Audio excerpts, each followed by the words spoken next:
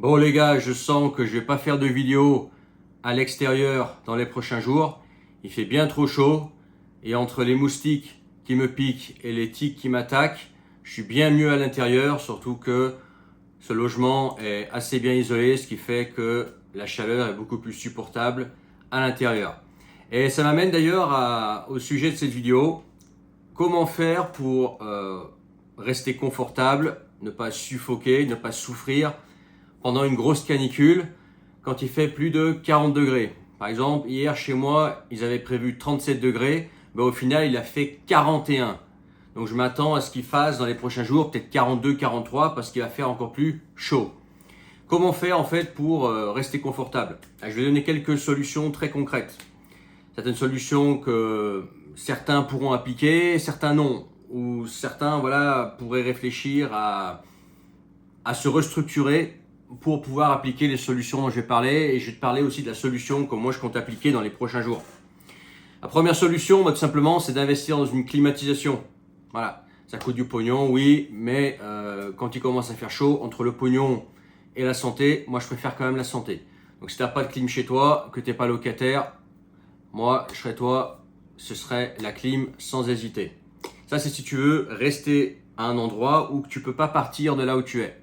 Okay. Pareil, si tu bosses à l'extérieur, lève-toi tôt. Dès que le soleil, dès qu'il fait jour, tu te mets à bosser et jusqu'à 11h, c'est supportable.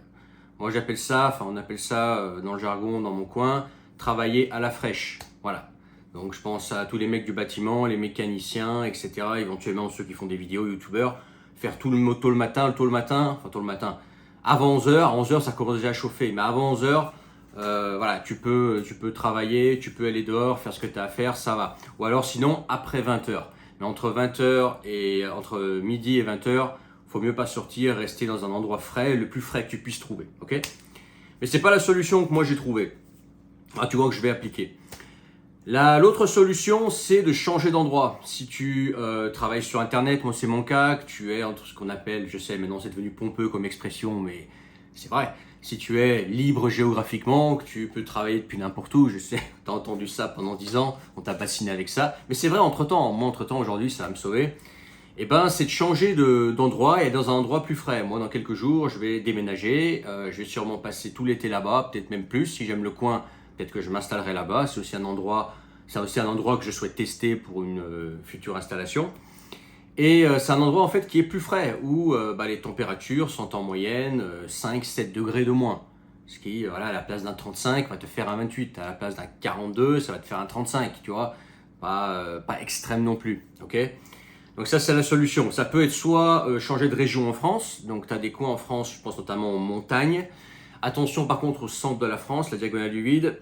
Le centre de la France, ça tape pas mal. Donc toutes les montagnes ne se valent pas. Mais si tu peux aller en montagne, c'est bien, il fait plus frais. Ou sinon, carrément changer de pays. Aller dans un pays du Nord où il fera plus frais. Tu peux aller te mettre, je sais pas, par exemple en Estonie, en Suède, en Norvège, en Finlande peut-être.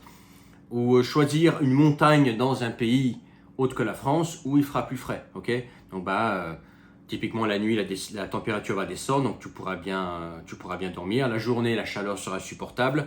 Et s'il y a des lacs, etc. pour se baigner, c'est top. Ou si tu as la mer pas loin, tu peux. Moi d'ailleurs, c'est ce que j'ai en tête maintenant, c'est d'allier montagne et mer, d'être en montagne, mais d'avoir la mer vraiment genre à 100 à 1 heure de bagnole maximum pour pouvoir alterner entre mer et montagne, ok, pour supporter les canicules et puis aussi le style de vie. Tu vois, c'est sympa d'aller à la mer de temps en temps, sympa d'être en montagne de temps en temps, tu vois ce que je veux dire. Mais en tout cas, avoir la possibilité de gagner ta vie à distance, que ce soit freelanceur, que ce soit entrepreneur sur Internet. Moi, je suis principalement créateur de contenu, accompagnant coach. Ça, c'est des solutions qui te permettent de fuir la chaleur, quoi. Parce que je vois, par exemple, j'imagine maintenant à Valence, par exemple, je peux te dire qu'il fait super chaud. À Grenoble, c'est encore pire, je sais. Lyon, Paris, ça doit être intenable avec les chaleurs pareilles, avec le béton, etc. La densité de population, la pollution, ça va être intenable. Donc quand tu travailles à distance, tu peux changer d'endroit, au moins pour le temps que tu as besoin de fuir la chaleur, ou carrément t'expatrier dans un pays plus frais, au moins temporairement. Et puis voilà quoi. Voilà des solutions très concrètes pour survivre entre guillemets, mais c'est un peu exagéré, mais voilà, continuer à être efficace pendant une canicule. Moi perso, je sais pas toi, mais tu me diras en commentaire, quand il fait très chaud, bah en fait, je commence à m'endormir, je perds ma tête, je travaille plus efficacement, j'arrive pas à parler. Au-dessus de 35 degrés, pour moi, ça commence à être dur, et au-dessus de 40 degrés, pour moi, c'est vraiment compliqué, ok, d'être efficace. Donc, j'ai pas en fait le choix que de bouger. Là, tu vois, je vais bouger parce que si ça reste comme ça tout l'été, je vais pas être efficace. Là, j'ai des business sur lesquels je travaille, y compris celui que tu regardes, mais aussi dans une autre langue, etc. Des trucs derrière les coulisses. Si maintenant je me prends la chaleur, je vais pas arriver à bosser, quoi, ok. Et puis en plus, voilà, sortir dehors. Moi, j'aime bien, tu vois, marcher. J'aime bien, tu vois, avoir une vie de dehors, quoi. Mais là où je suis, entre midi et 20h, c'est juste impossible, quoi. Ça tape, et puis tu dégoulines. Et puis c'est dangereux aussi. Tu peux aussi te déshydrater, etc. Je te laisse là-dessus. Si toi, tu veux contribuer à cette vidéo, donner des conseils ou une astuce pour pouvoir mieux supporter la chaleur pendant les canicules ou une alternative, fais savoir en commentaire. Dans la description, le premier lien, tu peux rejoindre mes contacts privés. Également, si tu veux changer de vie, par exemple changer d'environnement, changer de climat, changer de région, pour mieux supporter les chaleurs qui vont de plus en plus écrasantes, contacte-moi, je peux t'accompagner là-dedans.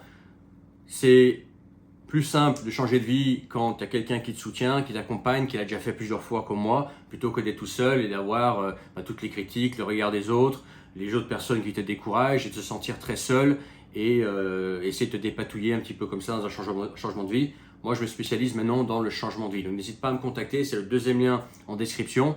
Partage cette vidéo, n'oublie pas de t'abonner si ce n'est pas encore fait et on se retrouve en commentaire pour en parler. Si tu as des conseils, fais savoir et à bientôt. Ciao!